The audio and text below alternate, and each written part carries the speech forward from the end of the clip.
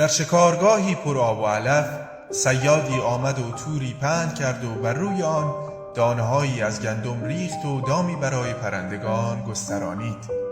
کبوتری که طوقی نام داشت و سرور کبوتران به شمار می آمد همراه با یارانش از آسمان فرود آمدند و شروع به خوردن دانه ها کردند.